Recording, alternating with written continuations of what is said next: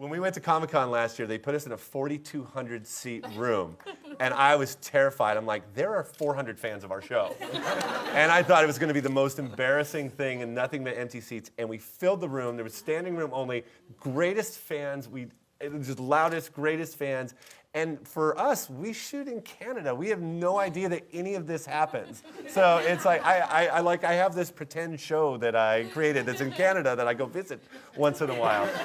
And it was just like one of the greatest days of my life, you know. And you know, with the exception of James and I in the closet. But it's amazing, and this event is something that we chased for 2 years as well. It's like, because we get to come out and meet people, and it's awesome. So we are going back to Comic-Con. I imagine nothing's written in stone, but we love it, and we'd just like to have Comic-Con every week. Yeah, do that. I'll go. I don't know what the rest of the question was. It was what would they take from the set? That was what it was. I would take my shoulder holster and my gun, but they wouldn't let me take the gun. They might let you take the half gun. I could take the half gun, my stubby. Your stubby? Because in the suits, I have a fake half gun, because if I wear the full gun, it goes like this in my suits. Very awkward. And we don't want to mess the line of the suit, so I have a gun that I just had them cut in half. Stubby. So it's a little stubby. I should do that. I'll probably Hollywood take my magic. pharmaceutical case. I'll probably take your car. Take my car. I think somebody owns that though. Somebody. Oh. I forgot somebody who owns it. One of the crew members' wife. Really? Actually owns No. it. Oh yeah. Oh wow. Yeah, we rented from her. Are we renting that car? We rent her car from her. Yeah. That is, of course. You've been renting it for $800,000 in the past 4 years.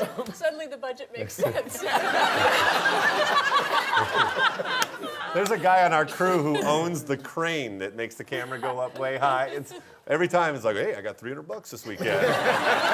He gets all excited in the production meeting. That's the kind of show we run. That's great. That's a family affair. There was a shirt I wore that was a leopard print shirt. Oh yeah, I remember the leopard print Oh shirt. yeah. And that's why I'm taking it with me.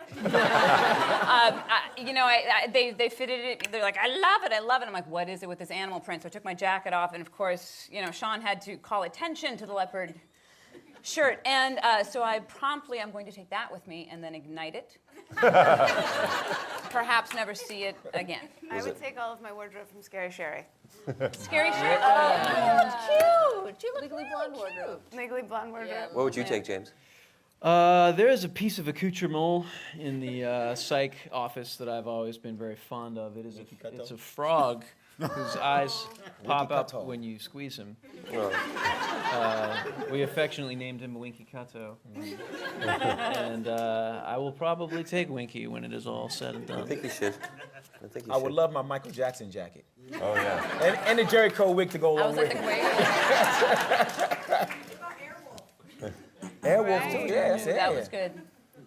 I would take Sage Brocklebank, who plays Officer McNabb. Just so you'd have someone who can understand you. I just think he would be very helpful around the house and probably do some yard work. He's strong. He's very strong. I want to give a little bit of Sage Brocklebank trivia. I love Sage Brocklebank. Sage Brocklebank, who plays this innocent McNabb, is like this world-class poker player who plays poker in these basements with like Russian gangsters. For thousands. So if for some reason you stop seeing Sage Brocklebank on the show, don't blame me for writing him out. Would you guys take anything? Dulé. She'd take Dulé. Kelly wants some Dulé. It finally comes out. Chris? No, nothing. Chris is good. Any other questions, you guys? I'll just take my check, please. I got it all on DVD.